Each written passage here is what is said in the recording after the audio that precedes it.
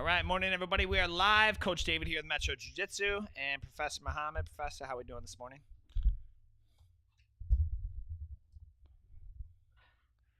Uh-oh. Yamo, you there? I'm going to message him. I got a feeling it's his Wi-Fi connection. And let's see here.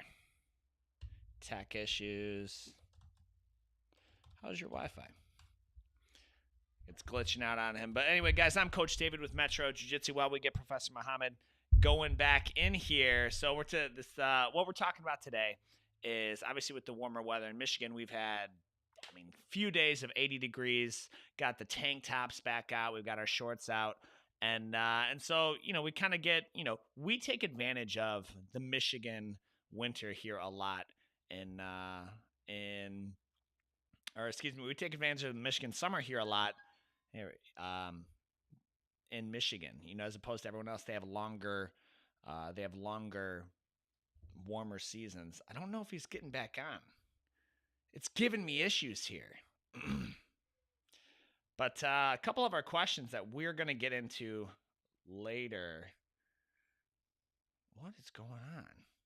Guys, we might have to kill this and reboot it. If you've ever seen Anchorman, and he's like, it's called Sex Panther. It works 50% of the time, all the time. That's kind of been my experience with tech issues here. Let's see.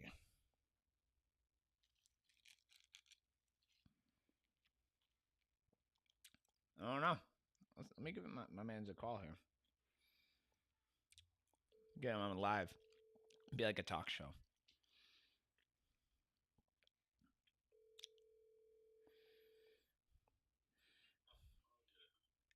Hey, what up, G? Yo, how's your Wi-Fi? Is your signal good? It looks good. I got full bars here, so I'm just gonna connect to my phone. I don't know what the issue is. I'll call Comcast after. Okay. I got full bars. Okay. Dope. So I'm trying to connect with my phone. Yeah, use the same link. All right, cool. All right, guys. So while he's hopping on, sounds like he's got Comcast issues. Listen, I just as an aside, Comcast. Their rates go up. They are probably most consistently the most expensive, but I've had WoW, I've had AT&T, I've had AT&T like Uverse, I think it was called, and Comcast is the bottom. It's what I got. It's what we got set up here, and they are just like, they're the best for a reason. They're the biggest for a reason. Their customer service, they're gonna send you to New Delhi, for that or something, but honestly, Comcast is like the bomb as far as Wi-Fi goes. So, see, we got some viewers coming in. Do me a favor, guys. While we get him on the connection, go ahead and comment for me. Comment for me where you're watching this, if it's YouTube, if it's Facebook, and because we're gonna get into the summer months in Michigan. We party hard in the summer. You've got obviously got the lakes, you got the lake people, you got boat people, you have people who think they're volleyball people, doing beach volleyball at one of the coastal cities, and so that's kind of what we have going on in Michigan, and we take advantage of that as opposed to the other warmer months. Yeah, they don't really get into it. Yomo, you there? Yes, I'm here. Just been talking about Comcast and the Michigan summers. Comcast is the bomb, by the way. I personally, I'm a fan of them, but for what it's worth, your video's better on your phone anyway, which isn't surprising. Okay. So Apple.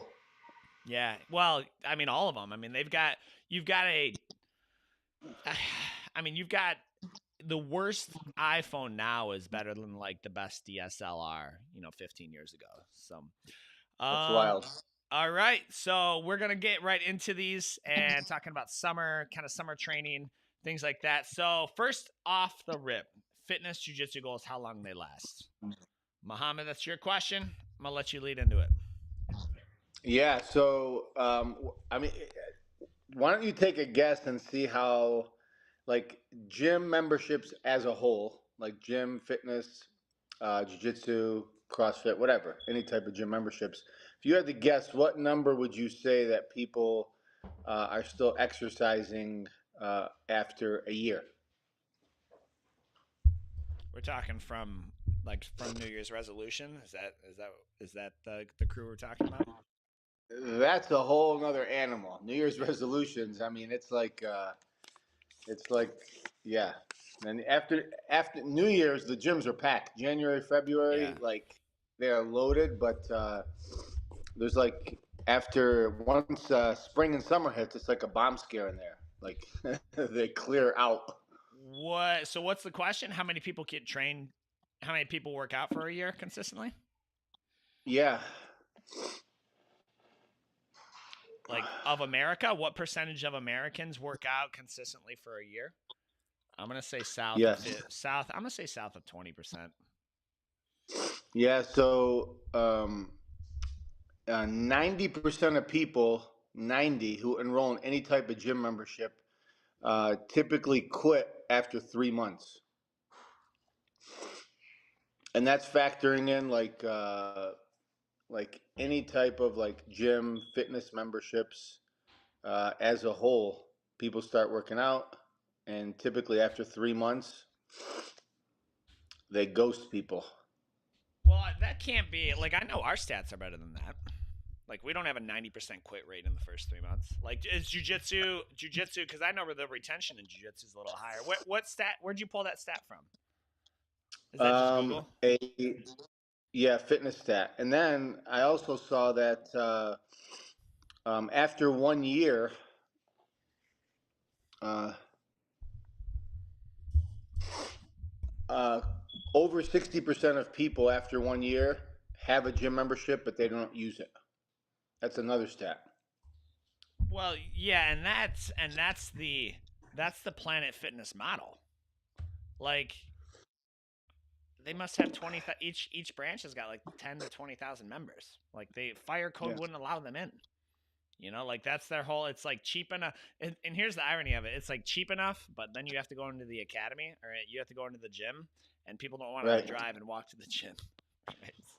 Right. So they just pay their $9 a month because whatever, it's not that much, and maybe I'll go get pizza. Yeah, I mean um that's a really common kind of epidemic, right? People just lack consistency. Why do you think they lack consistency in it?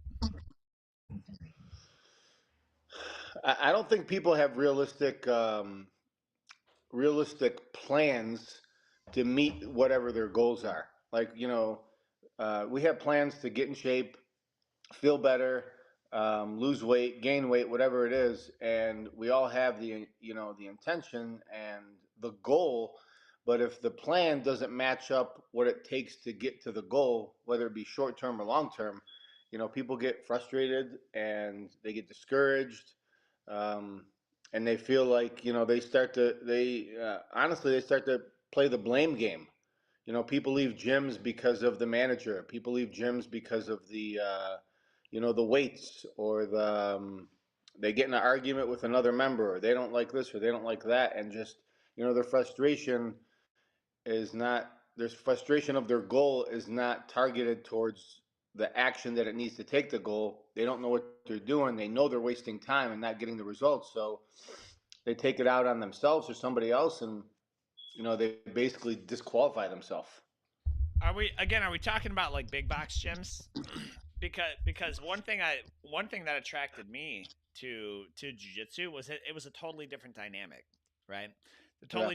totally different dynamic of like community. I mean, like it's a mix between a group workout and a private lesson, and you're going there. It's kind of like I mean, it's not unlike a community center. Like I almost said place of worship, a little bit different, but like you go there and like those are your family and they kind of develop family. Planet Fitness, Right. I don't want to talk to anybody there. In fact, I've had workout equipment at my home for since like 2010. I've only gone to gyms if people ask me to like work out with them, like you or I think honestly you've only been my only workout partner like recently because I just work out. I can work out at home in less time than it takes me to the commute to the gym and back. So like I know big box gyms, like those are certain stats. But I mean if we're talking, I mean jiu-jitsu it's a totally different and a much better, in my opinion, kind of community and culture. What do you think? Yeah, I mean, uh, I miss those days. First of all, getting up at like, gosh, we were working out at crazy times, man. We were getting it done, having um, our strategy sessions and our, you know, like everything it took to open up Metro. We still found a way to get in to work out, and it was like it was interesting because today is a different day for us, but it was like this is the way it should be, by the way. It was like the everything that we were doing outside of working out was the second priority. Like the number one priority was to train and work out, and any other responsibilities or activities that we had to do, it kind of changed a little bit. They came secondary. So, we had to make sure that we worked out, and then we had our meeting. We had to make sure that we trained, and then we went over our business plan. We're obviously a much bigger company. We have what, like sometimes we push like 30, 40 employees or more. And so today's a different day. We have a larger company, but um, yeah, it's that's the way it should be with health and fitness. Like you almost have to work out your job, your responsibilities, and everything around the exercise and fitness. Because if you don't do that, you won't be able to be productive at work and at home and things like that. Yeah, well, and that was, because when you're dealing with a when you're dealing with really managing any type of workload or stress, like that's not the luxury that comes after that. That is the foundation in which you're able to build that. And we talk about that. I mean, we talk about the zombie coach Jimmy with zombie classes and early things like that. First off, by the way, we were working out at Lifetime. So Lifetime, I mean, it's like there's not a cushier spot to work out at. I mean, Lifetime. If I lived where you live, I'd probably have a Lifetime membership. Realistically, like, I mean, how far are you from it? 15 minutes? Yeah, probably, but like, yeah, 15 minutes. But man, it's like nothing against Lifetime, but it takes 10 minutes to walk from the parking lot all the way up to the gym. Yeah, it does. You know, No. Their entire See, they are the reverse model. They're kind of honestly they're the reverse model of Planet Fitness. Planet Fitness is, in fact, I was reading about even the colors Planet Fitness uses. They intentionally use purple and yellow to clash. Be like, man, I'm gonna get out of here. And Lifetime is designed like a retreat spa. In fact, they have spas and massages and hair salons and juice. Like the whole thing with Lifetime is for time to disappear, and you spend as much time in there. And it's not difficult at all to spend 2-3 hours at Lifetime Fitness, because it just you go to one thing or the other, and then it's kind of like a country club a little bit. Now, granted, I mean, individual memberships now, what are they, like $110 a month? You know, they're individual memberships for Lifetime. They're probably $110 a month, but I will also say you're going to get like a higher clientele of you almost use that as like a networking. What's going on here, dude? Mo, what? Oh man, we lost him. What's going on here? I'm just gonna talk. I guess I mean, look, I can talk. So, but Lifetime, if you guys are familiar with it, I didn't realize how few people like even know about it. I talked to hey, you there, dude? What's going on with your what's going on with your connection? Is it keep dropping you, or are you like switching devices? yeah, I wasn't sure if you could, if I was on camera. Did I go blink for a minute Yeah, before well, this last 30 seconds? anytime you go out of your screen, like if you're on your phone right now and you go to look at something else in another app, it's gonna log out of your camera. Ah, okay. Yeah, so just like Zoom, So, but that's life. So we talked about kind of the Lifetime, Lifetime, and how much are their individual memberships now? You might know. Are they like $110? I think they're a little bit cheaper. I gotta find I them. think, yeah, I think they're like in the $80 range and That is something like cheaper. that. They were, Yeah, dude. I feel like it was 80 lifetime. I'm gonna look it up while we get to the next question. So the next question is, um, beating black belts after 2 to 5 years of training. I mean, it's not like a difficult thing to do, depending on the black belt and who's training. I mean, Nicky Rod, how old was he when he'd been training what 6 months when he went to ADCC? yeah. We can't use him as an example. Why not? Why not? He's the black He's the black belt slayer. I mean, he is like, if you look at the trajectory of Nicky Rod from when he first started training, he was very extremely athletic. He wrestled his whole life, and he jumped into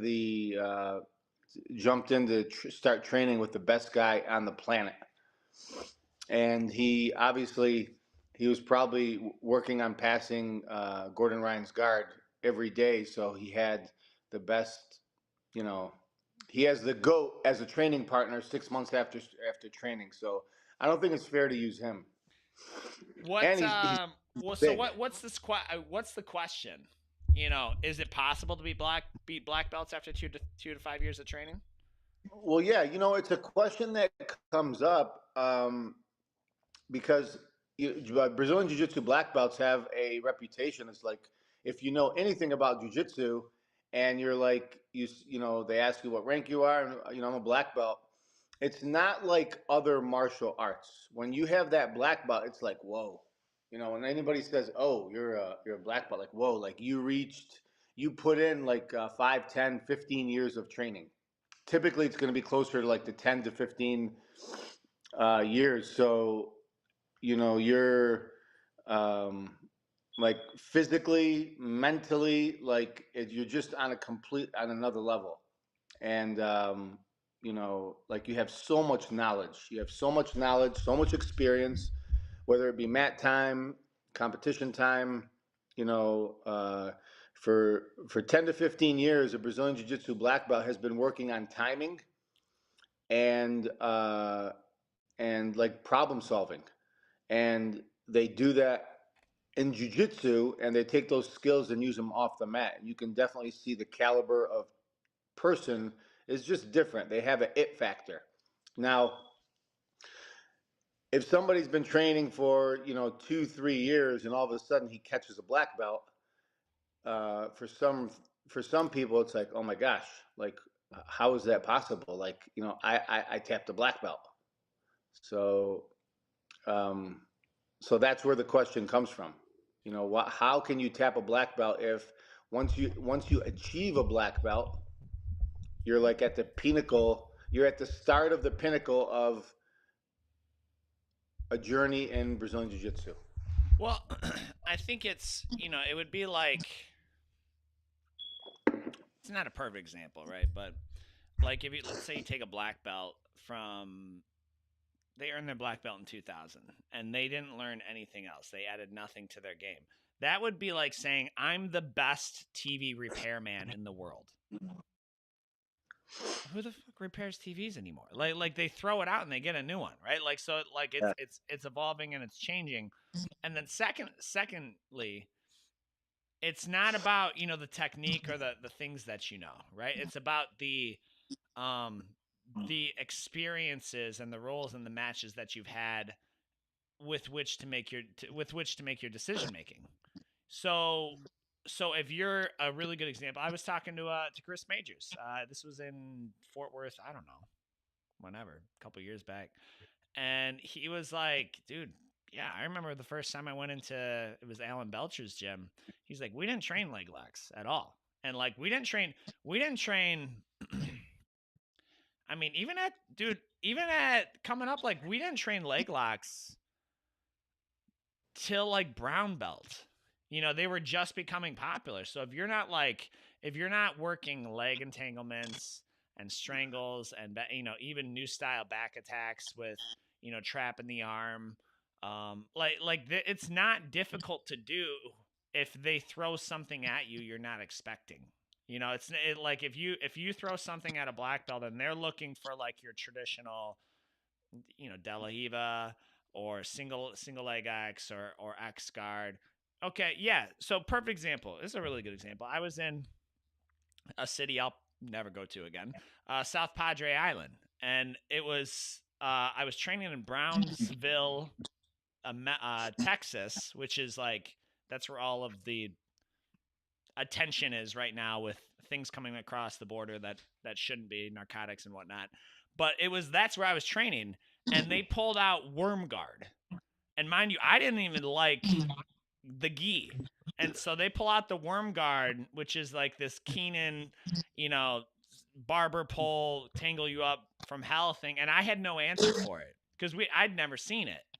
So I think that's not really difficult to do if you throw something at them that they've never seen. Now, granted, I would say if you catch a black belt with the same submission 3 or 4 times in a match, like the same way, like that, I think that's going to be a lot more rare than catching them. And it also depends. I was rolling with Coach Dennis last night, and I tried, this lapel choke that our new affiliate from Muskegon showed. He showed it at Palm, and I tried to front roll. It was kind of like a baseball bat with front roll, and I must have missed something.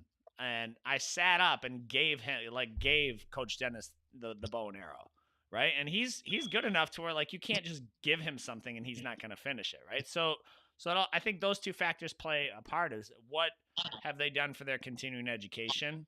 What are they doing to get different looks? I think it's important to go out and compete. I think it's important to compete against other coaches and train as much as you can to get different looks and expand your knowledge of what gets thrown at you. And then also, if we're not playing to win practice.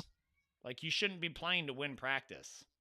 And so the black belt should be trying new things just like the blue belts and everything should. So I don't think that's I don't think that I don't know if that carries the weight. To me, it doesn't carry the weight that maybe it does to others. I don't know. What do you think, man?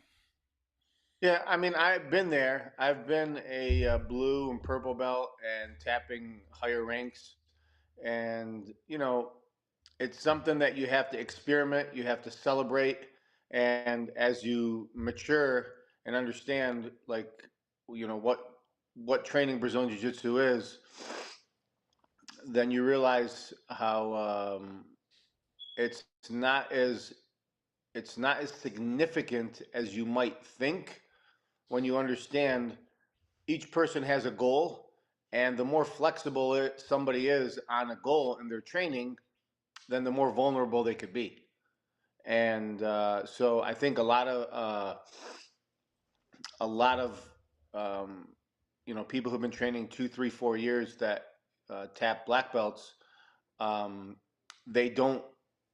I mean, they have to be good to tap a black belt, but they don't understand that the goal is to win by a specific rule set, by a specific maybe specific submission, and that right there, it sounds like a lot, but it actually restricts them. But if the goal is to make sure you just do not get tapped and you don't lose, that completely changes how I believe how much somebody could get tapped. I mean, if you kind of magnify that example, Nicky Ryan, his last match in the EBI rule set with Gordon Ryan, he essentially killed the clock to go to overtime, and it went from overtime to a position training overtime, and whoever either submitted the other person first or got out first was going to be the winner. And you can take a blue belt that has purple brown belt moves, but he's not as a whole a black belt. And black belt's going to be a lot more well-rounded. So when you narrow down exactly what position we're talking about, then the gap between blue and 2, 3, 4 years of training to black belt, if we're only talking about a very specific move, it gets a lot closer. So, but like I said, the guys who've been training a few years, they have to celebrate, and it is significant for them. So, it's part of the journey, but it's not going to. It doesn't mean you're ready for the next rank. You're ready for a stripe. It's significant for them. It's significant, but it doesn't mean you're at that level because we're talking about a specific, real a position or a piece of moment in time. Yeah, and it depends, dude. Rewarded, but I mean that's the beauty of it. You talk to even Rogan, right? Joe Rogan. He's like, you want to get really good at jiu-jitsu? He's like, just choke the daylights out of blue belts, right? Because they're good enough to. I would throw purples in there too. They're good enough to keep you honest, but you can also they'll give you a look to where you can experiment and try new things. To Yeah, where you can experiment and try new things. So I think yeah, and it's all like it's relative too to the person because when I train with my daughter, the purple belt, with her, I practice submission escapes. yeah. And I let her get deep into like every submission she can get into, and I'll tell you, she is like so like she gets locked in and deep. But I weigh over 200 pounds, and she's like 140 pounds, and female. Oh So wow, I uh, didn't realize she was that yeah, light. yeah. So essentially, I get to work on my submissions, and I get deep. And I'll tell you, every day I train with her, it gets closer and closer and closer, and uh, I get to work on my submission and my submission defense. She works on her submission attacks, and it'll make a lower rank better by having a black belt escape their submissions, and it'll tighten up the escapes. And if she does catches me when she does, it's not really, I mean, it's a celebration, but at the same time, we're starting deep into submissions. So, she knows that. I know that. The training, the tempo knows that. So it's all relative to what, where, when, and how the black belt was submitted by a lower rank. So, you know what's interesting to me is that, and I don't know, I've kind of gotten cynical with the belt system in my old age, but is that the jujitsu black belt commands? They even command a little bit of I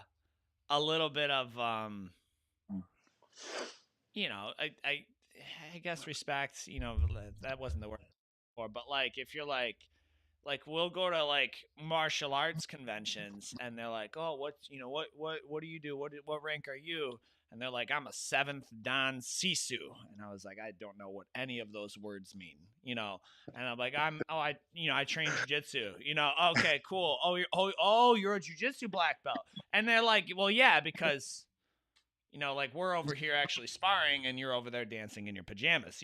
So it's kind of like two different gigs of but even in the martial arts realm, like they look at it's they understand it's different. And they understand it's different. And honestly, I cannot believe, dude, every single week, people are on Downriver and Friends, local community group, looking for I need karate. And there are like so many karate schools that still exist. And specifically, here's my beef with it. For self-defense. I'm looking for self-defense for my kid. Like karate has value, don't get me wrong. In fact, they do a lot of things better than a lot of jiu-jitsu schools do. Traditional martial arts do a lot of things better than traditional, the way they talk to kids, their child development, their discipline, and teaching the kids that there's huge value in that. It's just not in self-defense. And so I think that like of the black belt, I think that the skill set, like we're kind of in a thrive or die scenario right now. Like if you're uh, I have never had to work so hard. Like I'll be honest, like I'm at the point, dude, I feel like I don't even know what jiu-jitsu is because everything has changed so much in the past even 5 years. From teaching styles to attacks. And like keeping up with it and trying to filter out all the malarkey to like get down to something that actually like is tangible and still super functional. Like don't get me wrong, the Gracie 101 will work on the untrained, but that's not what we're here for. Like, I'm not here to beat someone untrained. We've long since been past that. It's more like we're trying to beat the train now, and it's a difficult gig, dude. It's a really tough gig. So I don't know how Yeah, much weight that belt plays in that though. in 2000, like 14, no, 2004, 2005, I had the coffee shop in Toledo, and I was training over there. And you know the backstory about what happened with that instructor. But I mean, I knew of the I don't, UFC. but we'll talk about it later. I don't. That was 5 years. Wait, so you were training in 2004? Not jujitsu. Okay. I got it. Okay. Yeah, the $10,000 Yeah, story. yeah. Yeah, so like I knew of UFC, and I've heard of it, but um, you go on the internet and you search.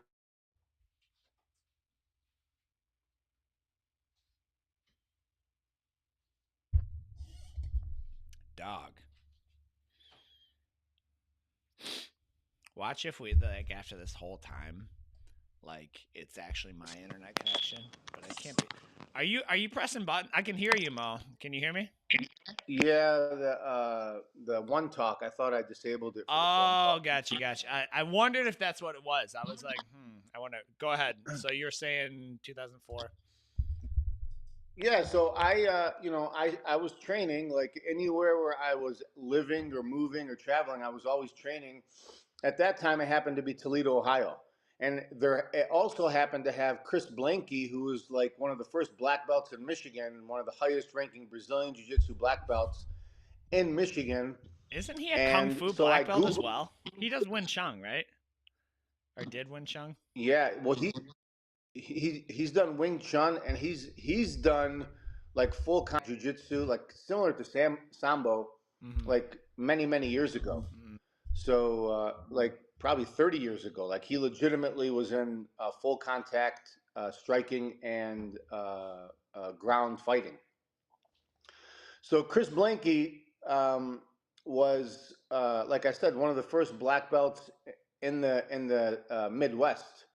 If you include Ohio and Michigan, Yeah. and he had a school, and I was searching online. So uh, I never saw him. I never saw Brazilian Jiu Jitsu. I don't think Brazilian Jiu Jitsu came up inside any searches because people were not like they weren't advertising, they weren't marketing, they weren't getting the word out. It was like so Dude, fresh and new if that. it's 2004, that's before Facebook. Like, that's before a lot of other things. Yeah, so if I would have, and I actually did a little bit of MMA training in Toledo also, but I never found Brazilian Jiu Jitsu. I found Jiu Jitsu in Michigan on Michigan Avenue, but I didn't sign up like around 2003, 2004. I went and visited the instructor, but I didn't sign up. So I happened to find them, and I don't think they were even advertising uh, on like Google and Facebook. So the word wasn't out, and it wasn't easy to find. So how I yeah, and I got so Blanky signed for Salo's green card, right? Is that correct? I don't know. I'm like Um, I'm like 98% sure he signed off on Salo's green card. But like I got into it, just through word of mouth because Salo shared the apartment next to my brother, Salo and Sanchi. And so he was telling me about these guys, and so that like I knew of Salavero, and then so I actively knew to search, and you find, but it I found Salo's website, and I was like, well, cool, like you're in California now, like how do I like find a school? And then I found the Chris's school, and then they had one obviously local in Michigan, and so so that's where we started training. But I mean that was good night. That was years ago, years and years ago. And I think in a good thing, it's growing, and you're attracting sambo guys and wrestler. I'm very grateful that we're attracting a lot of wrestlers to the sport, because that's the work ethic that needs to. I think that's the work ethic. I think that I mean I think even everything with what's going on with Craig Jones and his BDCC, and I think that's like what will bring more eyeballs to the sport. That exciting that exciting activity. I think that's a good thing. So normally I'm pretty good at keeping on topic. I have no idea how we got there. What was we were talking about the growth of jiu-jitsu, and then we started talking about effectively the history of jiu-jitsu in the Midwest, or in Michigan as it was. Yo, how did we get there? We were just talking about your coffee shop and Blanky. Man, I'm disappointed in myself. Well, I'm going to go to the next question then. Summer outdoor fitness to complement jiu-jitsu. What do you do? I work. I heard you've been running. I heard you got a little group of guys that you have running in the mornings after 6 a.m. training. Is that true? Yeah. I mean, it's some days it's more than others, but yeah. I mean, we run. Yeah. So to complement jujitsu, and I would say this is probably be a universal rule for all sports: stretching and cardio. That's it. I think those are the two absolute best thing that you could do: stretching, cardio, and core should be included in the stretching. But stretching and cardio, I think, will prime and prep you. People think that you gotta I gotta get in shape, I gotta get lifting or whatever. But cardio, honestly, could mean a walk for 20 minutes. Oh, Cardio walking could mean is. Go ahead. Sorry. Walking is what? Walking, in my opinion, is arguably the most slept on exercise. Oh, 100%. I think it is so slept on. Totally. It is, and honestly, like if you see these guys and they're 300, let's say someone's 300, 350 pounds, and they're like, I want to lose weight. What should I do? You should walk. Like you should start, because you're already walking. That would be like you and I throwing like a barbell with some plates on and walking around. Like, what am I gonna run?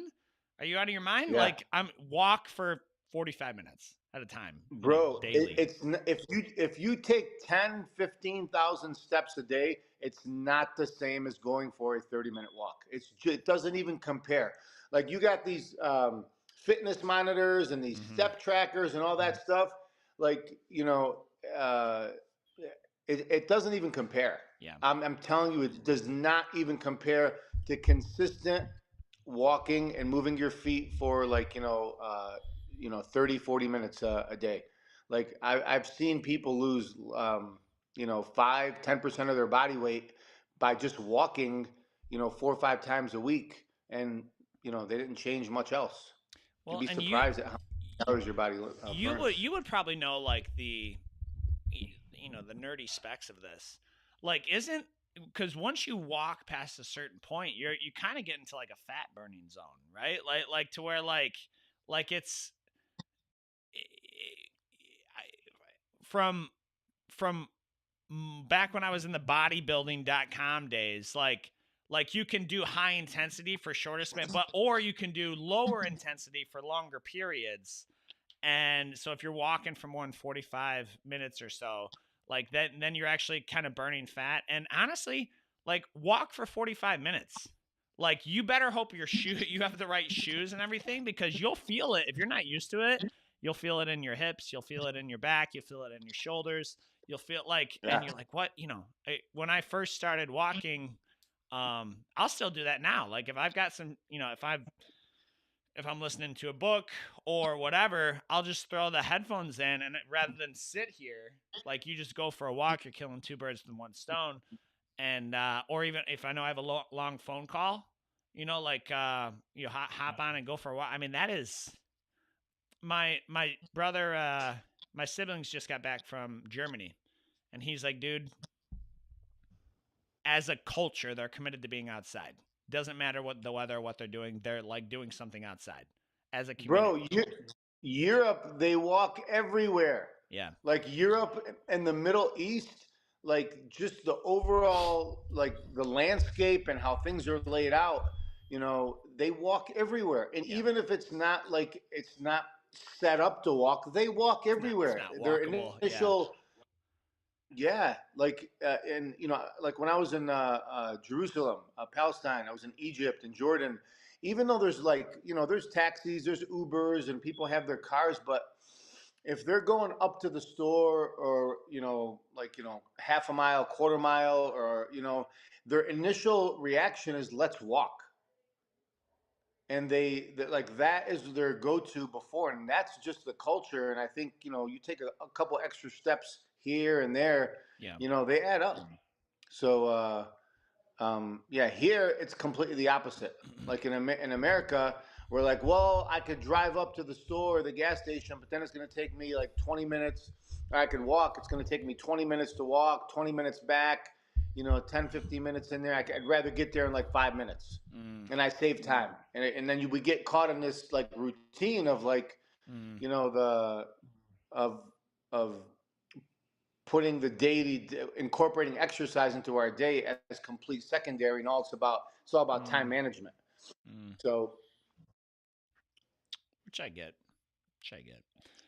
yeah, I mean, I'm gonna go for a walk one of these days up to the Kroger when I have to go shopping. Well, yeah, and then you're carrying your groceries back, which then it turns into like a farmer's walk where you're going back and Yeah. forth. So another, I think as far as like outdoor stuff to complement jujitsu, what I've been looking for, and like they don't, to my knowledge, they don't really exist, is like dance classes. Like if there was adult dance, well, let me rephrase that. They have like ballet and ballroom. Like you Yeah. could probably go like take ballet or ballroom dance classes. But like Yeah.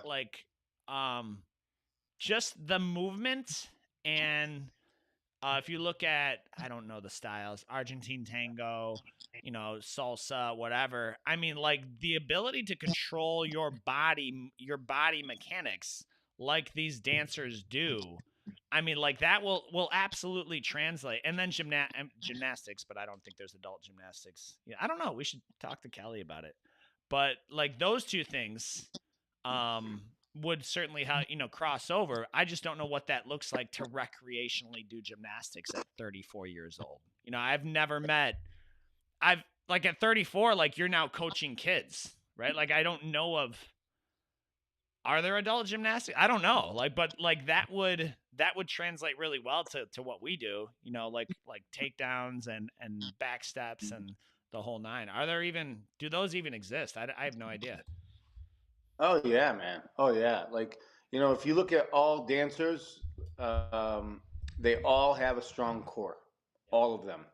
They all have good footwork. They can move their feet fast, and they have strong movements, but somehow they're light on their feet. So there's lots of places, man. You can take different dance classes, and seniors actually do it now to keep their feet moving and get a sense of get a little bit of cardio. Like It's like funny like because where? Like where what like do you know of a dance school? I literally reached out to several times and I was like, "Hey, here's what I want to do.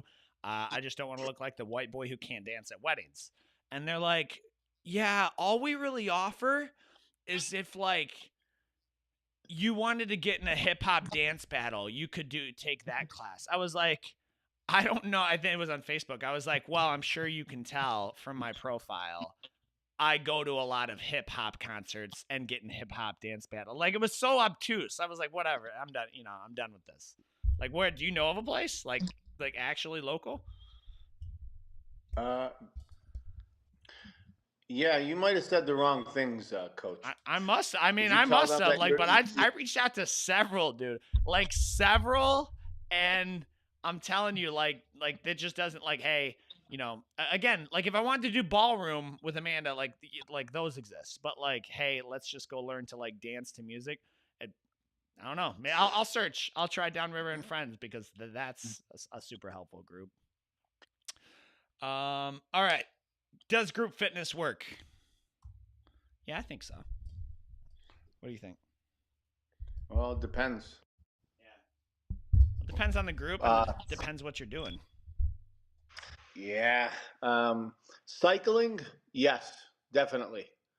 Uh, core, yes. Yoga, yes. Um, when you're incorporating a little bit of like weights and things like that, maybe a couple dumbbells. I don't know, because the wrong angle, the wrong movements. You're not targeting the muscles. Um, step, sure. But weight and group fitness and those like dance rooms, yoga rooms. I'm not really a big I'm not really a big fan, because when you're in a group setting and an atmosphere, I think it's like critical that the instructor of the group be making sure that the technical movements and the angles of anybody doing any exercises, they have to be like critiqued and corrected regularly until somebody like has it down right. They've been to a few classes or whatever. Because if you're doing exercises for an hour and you're doing the wrong movements, not only are you getting sore in the wrong way, you can injure yourself, and ultimately you're not going to get the results that you want. So You talking um, like group kettlebell stuff? yeah, that's a good example. That's a good example. I think kettlebell classes will probably be a little bit more cautious in who and how people do the movements, but you can get injured, or you could just waste your time if you're not getting correction of movements. What do you Mm, think? I've never really done group classes. I mean, I think certainly. Again, so group. Here's the benefit of group classes, right? It's the community that brings people back, dude. When we were, I know I see these cardio drummer these I don't know these cardio drumming classes. Cardio drumming? I'm trying to think of a way to describe them without getting canceled. Like, so picture like a room full of middle-aged housewives with Okay. a medicine ball in a bucket. Okay. That's it. And then like they turn on music and it's like they're just hitting this medicine ball, and like occasionally they'll like chop their drumsticks together, and then they might spin around, and like it's not I'm not saying calories aren't burned. Okay, it is Yeah. certainly better than sitting at home watching you know the Kardashians, but it's like such a I don't know, dude. Like again, I'm trying to be really delicate. I think the benefit of those things like that is that you're just committing to being somewhere with other people, and it's far more of a social gathering. Like you could go out and have cocktails, or you could go to cardio drumming being the healthier option, right? But to compare that to like I'm gonna go to jiu-jitsu, or I'm gonna go to kickboxing, or I'm gonna go to to cycling. Dude, cycling is those that's a good room, for cardio, for burning. But um I think there's that community aspect. The benefit of group workouts is you get that community, you build those relationships, and you're more prone to come, and you have people who are like, hey, are you coming tonight, to keep you accountable. I mean, like that is the accountability, as well as I do, is the key ingredient to whether you're going to succeed with a diet and workout plan or not. Like the majority of the time. And like fitness trainers and coaches, like you're like whatever they charge, they're charging you for the accountability. They're not charging you for their expertise in how to do a deadlift. I mean, you're gonna charge someone $1,500 for 8 weeks to teach them how to do a deadlift? No, you're charging them so that you can be there and keeping them accountable to reach those goals. That's where the benefit of group I believe group fitness comes from. But again, you're playing fast and loose with the word fitness. Like I don't know if there's a before and after of like, hey, I lost 100 pounds cardio drumming. I don't know if that exists. or like these new systems where they have like rigging straps from the ceiling and women just kind of like float and swing. Again, it's more of a social event. It's not, I wouldn't really call it a fitness thing. You haven't seen any of these? Like, maybe I will say it appears to be I will say it appears to be exclusively a white female activity. From based on some Amanda's seeing them, maybe that's why she sees them and you haven't. You haven't seen any of these? No, but I gotta find some. it's very likely I might have seen something like it and immediately swiped or said, please protect my eyes from this so-called fitness activity. I'll find it, dude. I gotta like maybe we'll cross. I'm gonna send you a couple links in the process. Again, like I no, I'm not bashing them, but I just wouldn't call it exercise. And then yeah, so group fitness. There was a big thing with box gyms back. I'm gonna say 4 or 5 years ago, where it was like you'd have 50 people in a room at different circuits. What do you think about those? I think there's especially if you're doing like calisthenics. I think there's a time and place for that. I mean, I think that's you get shredded that way. Like if you're doing circuit workouts like that. Oh yeah, yeah. No, those are like amazing workouts. I think what separates Metro Jiu Jitsu from Metro Jiu Jitsu and Brazilian Jiu Jitsu from a lot of different group classes and group activities is there is a lot of really good workouts out there, in martial arts and non-martial arts. And, for fitness related goals, we're using those to kind of get in better shape, to feel better, to lose weight. But if you do the absolute best exercises, but you start at like a medium or an advanced level, you're never going to be able to get any result because you haven't built a base or a foundation, and it takes a lot of discipline or oversight by an instructor to create a platform to where you kind of start at the bottom and start to work on your waking up of your muscle fibers, your tendons, your joints, starting to learn how to put yourself in position to start to stretch your body and build off that into the next level and the next level. Because the group classes, you essentially could walk in and out and say, oh my God, I got that best workout. But the same workout isn't the right one for everybody, like cycling. I Mm, mean, you can do a cycling class, me and you would get an amazing workout, and we probably couldn't make it through the first class if we jumped into like a really right. advanced cycling class because we haven't trained and prepped and prepared for an advanced level cycling class. And I think that's probably one of the big things that separates Metro Jiu Jitsu from other group classes is, everybody has their base and we build off that base and progress them to the next level of technique and training and exercising and fitness. And it's all in a group because, everybody's not at the same level, but, as a group instructor for jiu-jitsu, we make sure that when somebody's level to kind of add some more exercise, add some more fitness, add some more technique, add some more movements, we do that knowing that they might be 3-4 steps ahead of somebody, Yeah. but we're never going to hold them back. Check this out, man. Here, let me see if I can pull this up. No, that ain't it. I don't know how to share my screen. Hang on. I gotta get the source. Share screen. That's what I want to do. You see this right now? You see what I'm looking at? Yeah, man. This is, and again, like this is. I'm just gonna go on to add here. This is kind of playing to a. Yeah. I mean, that will get you to stop and look and probably, do some other advertising, retarget you to some other fitness and group classes. Like what do you call that? Clickbait? Yeah. I mean, I don't know. But that's so that's what we got, Coach. I obviously we try to end at 10. We don't have any. I don't think we have any comments. But we're gonna go ahead and share this to. It's on YouTube. It's on Facebook. If you guys are following this along, go ahead, like, subscribe.